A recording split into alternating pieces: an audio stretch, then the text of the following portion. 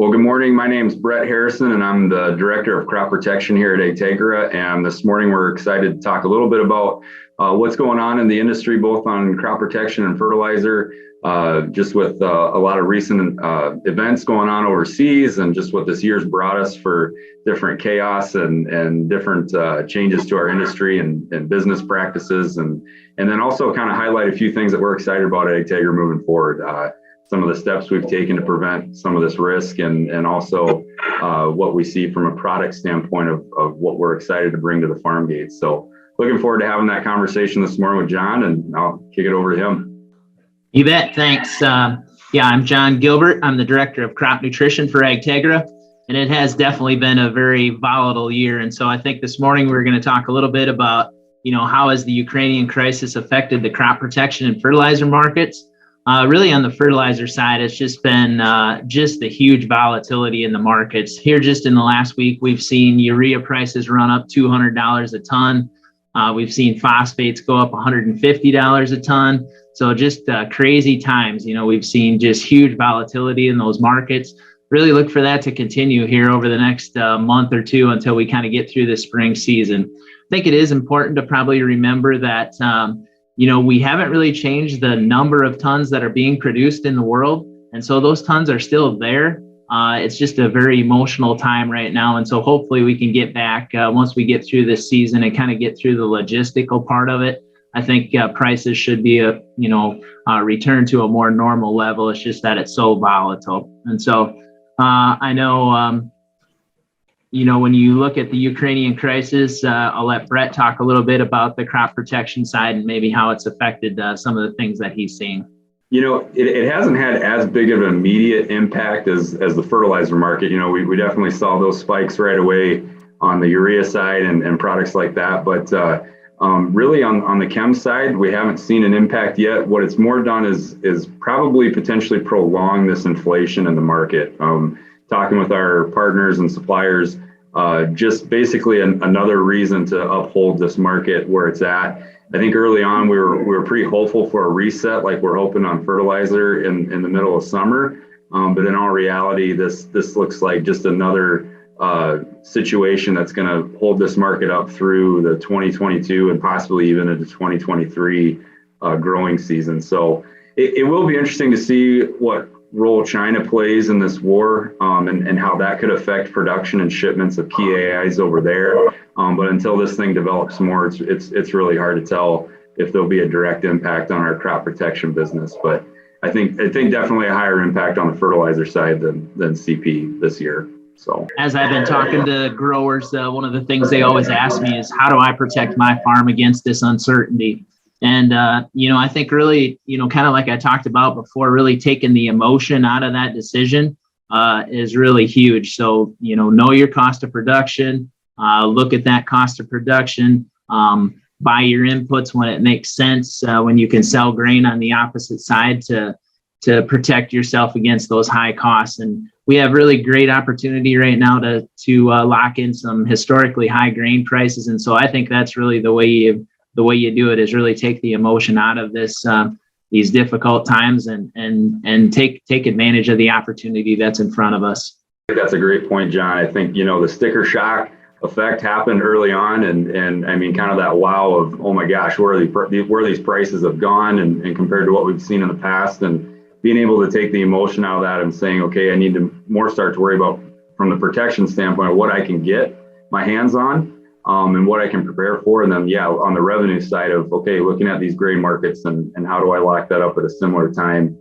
I think another way to protect yourself at the farm gate from the crop protection side is just continued communication and planning ahead, specifically around commitments. I think, in the past, we might make some farm plans, but we don't really ask for commitments. So a lot of our crop protection commitments don't happen until in season. This year, that's changed a lot. I mean, lots of other chem, management practices that have changed due to inflation on these certain products. The sooner that we can know that a grower is going to change their management practice from one product to another, the better for us to be able to plan and make sure we get those products placed right. It just helps the overall risk for making sure we can get those products sourced at an earlier time. So I would say from a protecting against uncertainty, the best way is just to have that commitment early would be my biggest takeaway from this year. So, kind of talking about some of these market changes, John, I mean, are there anything that you see, any other big foreseeable market changes aside from, what we're seeing with the war and different things like that? I mean, any major changes you see in the near future? The biggest thing on the fertilizer side is just, just this volatility. Everything has been so volatile. We've just seen huge swings. And so we definitely know that's going to continue. I think anytime you look at fertilizer prices, though, throughout history, when they're at the levels that there are now, prices are definitely going to come down at some time. And so it's going to be all about just managing that position so that you're prepared for that time when prices do come down. And so really, other than that, I think the fertilizer business, logistics is going to continue to be really important this spring. And so don't see huge differences coming in the marketplace as far as those things are concerned. How about on the crop protection side, Brett? I mean, we've seen a lot of changes so far as business practices, from allocations to planned shipping dates to, making sure the sales are committed early so we can kind of have a better picture. And I think a lot of that the question was, is that going to go away? And I think from my standpoint, I think we're starting to see a business shift in this just-in-time inventory type mentality. I think businesses have really started to better understand the cost of carrying inventory. And that's why we're starting to see manufacturers wait to produce specific products more based on, growers' demands. You think of insecticides. I mean, the way we used to do it, manufacturers would have 70-80% of inventory carryover, and you just have those insecticides on hand, where now it's more, well, let's see if there's going to be a bug run, and we'll wait to produce some of these insecticides until June, and then deliver those just in time. And so we're starting to see that business practice a little more from our partners, and trying to adapt to that mentality as a company and as growers, I think is tough, but I think it's efficient, and we can definitely manage through this. The more we communicate our true needs throughout the season and start working on some of that just-in-time inventory process. So I think that's probably for my side of the game as far as a market change, more of a behavior change on that standpoint. When you talk about just-in-time inventory, I think kind of another emotional area is about we have producers ask us all the time, are the products that I prepaid, are they there? Could I come get them? And I think, just managing through that emotion. I know on the fertilizer side, we have a really large percentage of the prepaid products in our shed. We do have 100% of the prepaid products already purchased. And so we have them heading our way.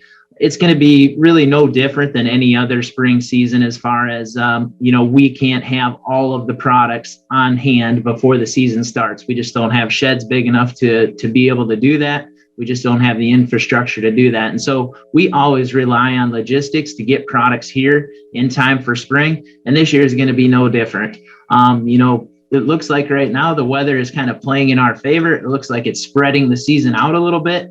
And so any tons that we can get on the ground early will really help that logistical problem that could come up in season. And so really, kind of like we talked about before, just, planning ahead, letting us know what's going on as far ahead as possible. And, maybe looking at some new practices as far as if your ground is ready and available, we need to get that fertilizer out there and get it ready, get it on so that we can kind of take advantage of the sheds in season for other tons that'll be coming in.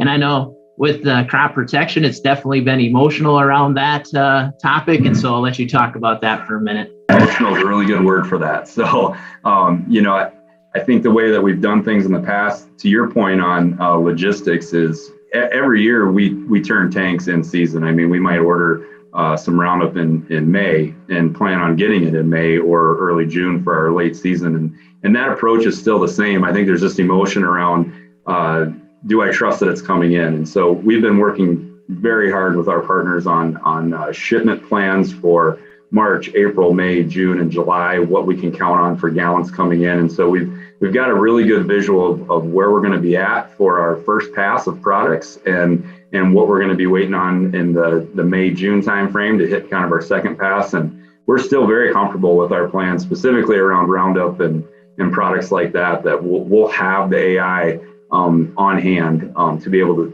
take care of our weed problems with this. And I think to your point too on our geography and how the weather's changed, I think that will help us out huge internally.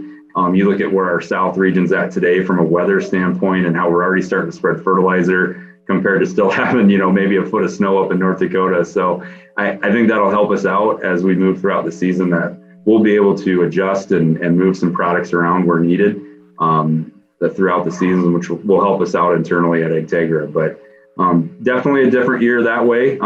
It's hard to put together a full order of 100% of a grower's needs today, but we're very confident that we'll have those products in time for spraying. And so the other thing we're doing to help on that is sourcing other products. You look at Roundup in particular, we're able to get our hands on 4 or 5 different types of glyphosate to maybe fill some gaps where we might have some larger demands of glyphosate in certain areas. And so it might not be the exact brand that you're used to getting, but it'll be the equivalent AI and be able to take care of the weeds. And so we're very confident in those plans around our prepaid products. From your standpoint, John, on the fertilizer side, what other world events are affecting these markets? We've seen a lot of the common things from COVID to the Olympics to this Ukraine-Russia situation.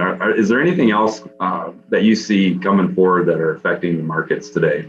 The biggest thing that's affecting our markets right now is just these commodity and energy markets. We're at historical highs in the grain markets, also in the energy markets, and of course, natural gas spiking all over the place in Europe, and also natural gas prices increasing in the U.S. has really driven prices of fertilizer up. And so I think that's probably the biggest thing. You look at oil being over $115 a barrel. It's just those prices are just have really driven this market extremely high. And then I think when you look at logistics, we talk about it all the time, but there's just lack of truck drivers, lack of trucks. Those kind of things are definitely going to affect us in the fertilizer business and definitely in the crop protection business too as we get closer to spring. And so those are really the big things that I see affecting us as we're going forward here.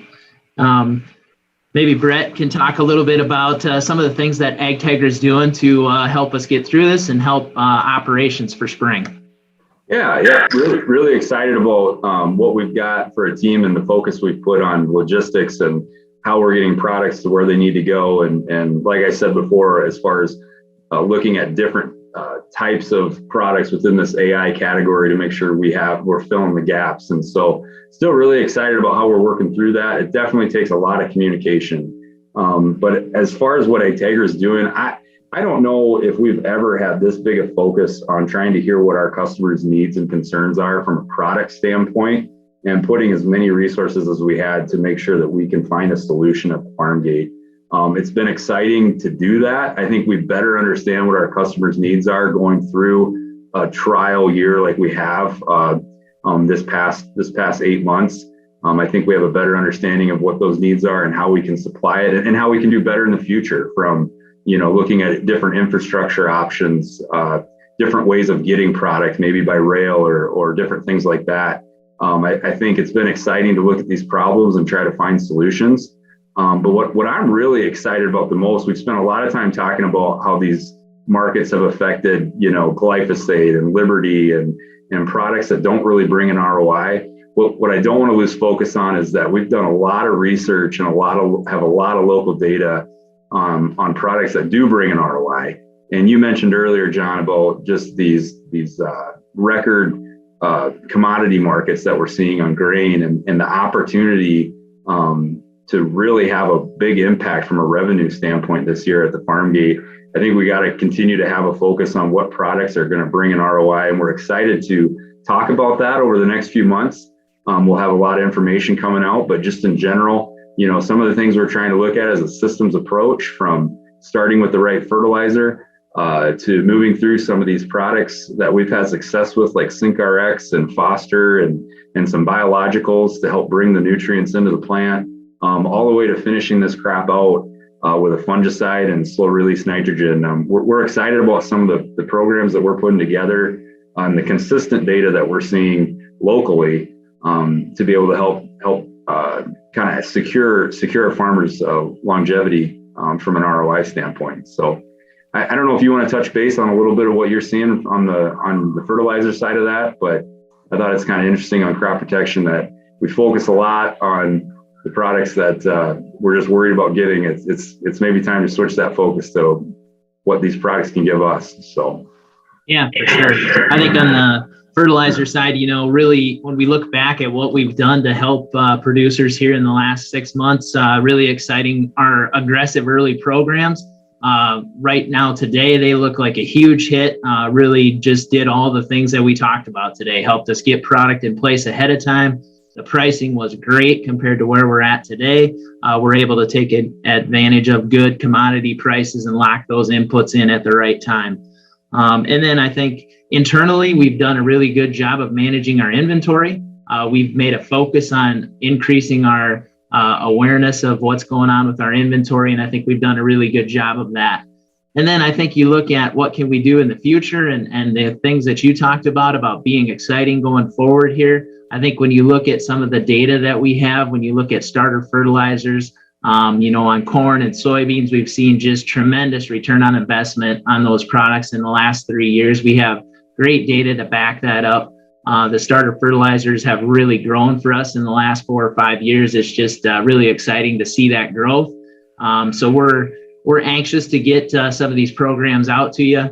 Looking forward to some of the videos and some of those things that are coming up on starter fertilizer and some of the other programs that we're putting together for the future. So I think some exciting things to come yet. Well, John, thanks for sharing all that information on what's happening on the fertilizer market, in the industry that way. Hopefully the information everyone heard today on what we're seeing in the CP industry and fertilizer will help bring some peace and maybe some good planning as we approach spring. We just want to say to everybody, thanks for your business through this year, and look forward to bringing more programs and more opportunities at your farm gate that will hopefully bring a good opportunity for some ROI this year. So thanks again.